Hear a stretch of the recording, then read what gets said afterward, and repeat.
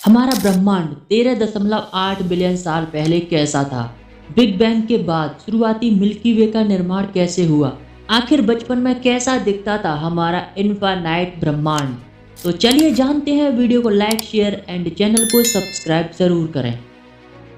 हमारे यूनिवर्स की शुरुआत 13.8 अरब साल पहले बिग बैंग के साथ हुई और ब्रह्मांड में मौजूद आकाश गंगाओं का सृजन 13.3 बिलियन साल पहले से 13.4 बिलियन साल पहले हुई थी।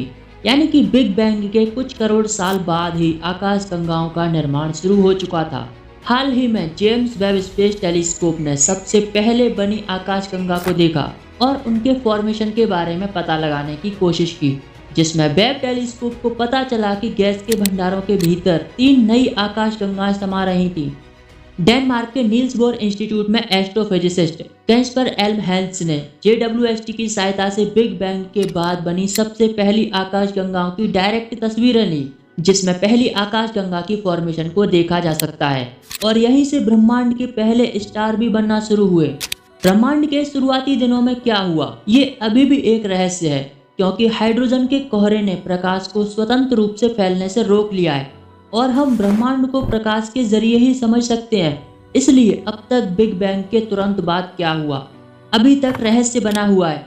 लेकिन जेम्स वेब स्पेस टेलीस्कोप को इसी धुएं के अंदर देखने के लिए डिजाइन किया गया है। JWST ब्रह्मांड को इंफ्रारेड वेवलेंथ के रूप में देखता है और लाइट वेवलेंथ की मदद से ही हम ब्रह्मांड के वे रहस्य जान सकते हैं जिससे ब्रह्मांड का निर्माण हुआ।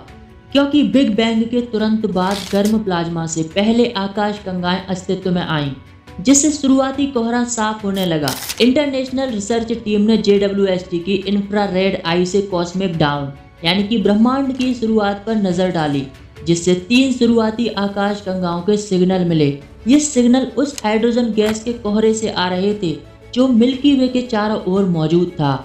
ये धूल भर गैस आकाश गंगाओं में होने वाले प्रकाश के मार्ग में रुकावट डाल रही थी, प्रकाश को अवशोषित और उत्सर्जित कर रही थी।